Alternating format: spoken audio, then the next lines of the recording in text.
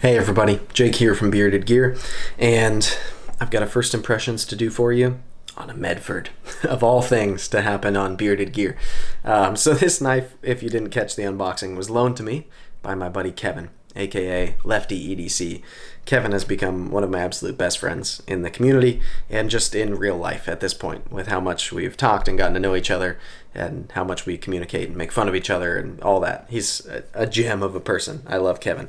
And you can find his channel, LeftyEDC, will be linked down below. If you haven't checked him out, then do so. Even though he's a lefty, he mostly reviews normal right-handed knives. And sometimes he complains about them because he's lefty, but it is what it is. He's a great knife reviewer, and he's doing a great job. So he loaned me this Medford because he got Medford curious, and he bought this one. And now he has a second one of this same thing. He loves this knife and this model. This is the Slim Midi.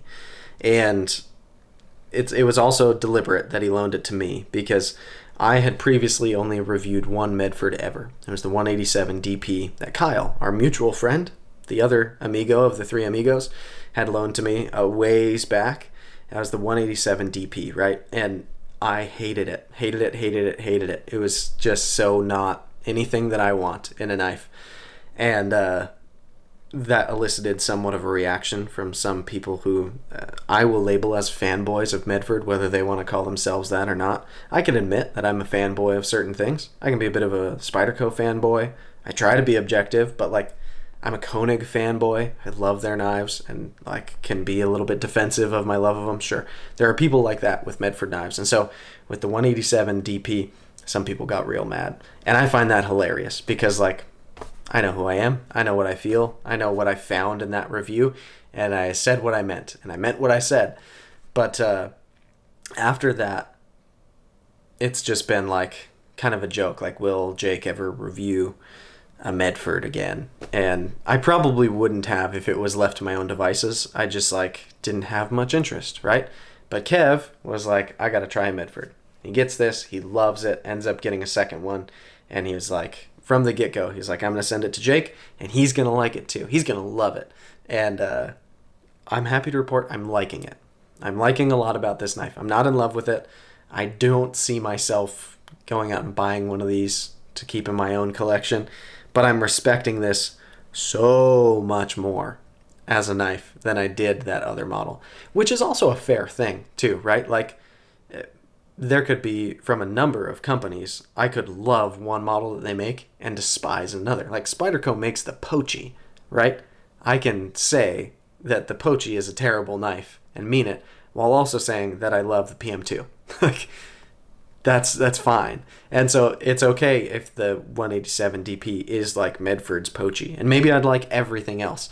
I don't think I would, looking at many of their other knives, but there have been quite a few where people are like, oh, you should try this one because with your preferences, you'd probably like it. And they may very well be right. So anyway, this one is not at all what that other one was. This is much nicer. It's much better. And there are a lot of ways that I'm liking it already. This is just going to be my first impressions because I've only carried this knife really for one full day, and then it's slipped into a pocket another probably 2 or 3 times, but only for like an hour or two, just around the house kind of stuff. So I'm going to do my first impressions, and then ultimately soon you'll be seeing my full review of it, where I'll go over much more in depth what I've found. And but yeah, first impressions wise, a couple of things that stick out to me. I'm going to go over the negative first. And I talked about this in my podcast. There's a couple things I find a little bit weird about the design of this knife. So they made a choice here to put the pivot really close to the end of the scale, which is fine. I don't have a problem with that. In fact, I think it can be kind of cool in terms of what you get out of blade length when you do that, in terms of blade length to handle ratio, I guess I should say. But anyway, they did that here. They put the pivot all the way up here. And in doing so, they made it so that the lock face sticks up past the end of the scales. And that's weird to me. I feel like also if they made the scale just that much bigger, it would still be a pretty cool ratio. And I don't know, maybe it's in terms of like where the external blade stops are for where this little notch is back here to make that geometry work. Otherwise, they would have had to move the external blade stops a little bit this way, which would then interfere with where this lockup, like where the lock bar ends. Like, it would have to move things around, sure. And I get that now more than ever as I've been getting into knife design, and I have a production knife that's in the works. And like, part of why I wanted to go through that journey was also to understand as a reviewer more like what's going into knife making. I'm not an expert in it yet, not even close, but like I'm getting that if they moved one thing, a lot of other things have to move too. And so there's a balance there, right? But I feel like this balance is off. I feel like it's weird that that sticks up past the scales in just like, I don't know. Am I OCD for that bothering me a little bit? Probably. But it's also just such a rare thing to have that sticking up like that. So that is what it is, right? It's not like ruining the knife for me, but it just has me scratching my head a lot why that exists. And then the other component to that, similar note, is the ball, or the hole where the detent ball sits and the detent track are exposed when the knife is open, which again isn't like the biggest deal in the world. There may even be other knives out there that do that. I don't think I have anything on the table that does, but that's not a thing I've really seen often. Usually that stuff is all hidden on purpose, like that sits under the scale, and here it doesn't. So it's this weird thing where on this model they've balanced the sizes of handle and blade and placement of things in a way that just doesn't quite make sense to me in terms of like, those aren't rules that you have to cover those things up, but I do think things look better when you're hiding those features that are typically internal. It looks cleaner, right? Functionally, I don't have an issue with them in terms of how this knife works. I don't think they make it inferior in its performance, but design-wise, it just seems weird to me. It seems like they got really set on having the pivot close to the end, or having these blade stops land where they do or something, and then they just made everything else fit around it, and the result of that was that this stuff sticks out. I don't know, it's weird to me. I'm not going to let it ruin the knife for me, but I genuinely find it curious and interesting enough that I can't help but keep bringing it up, and I can't help but look at it when the knife is out. I have to notice it because it's there. So anyway, it is what it is. All right, so those are the things that bug me so far about it. Other than that, let's talk about the things that I'm liking so far about it. One, this is called the Slim Midi, and it's actually very, very, very slim, which makes it very comfortable in pocket. I like this knife in pocket. It carries well. There's no flipper tab sticking out. The whole thing is slim, especially for this blade stock isn't crazy thin. So the fact that the whole profile is nice and slim feels good to me. And in hand, even with it being slim, it still fills the hand well enough that it's comfortable to hold on to. Got a little bit of a forward choil here, which I really like. The ergos on this knife are going great for me. There's no jimping anywhere. Thank goodness for that. I can only imagine if this had Medford jimping on it, which I probably wouldn't like the way that they would jimp this. But the whole thing feels smooth and frankly pretty refined. You can slow roll it out with this fuller thing with your thumb.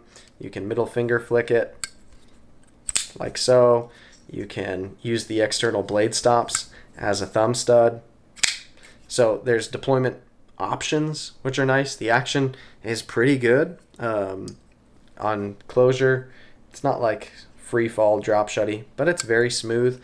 And if you just give it a little bit of coaxing, boom, all the way shut. So that's nice.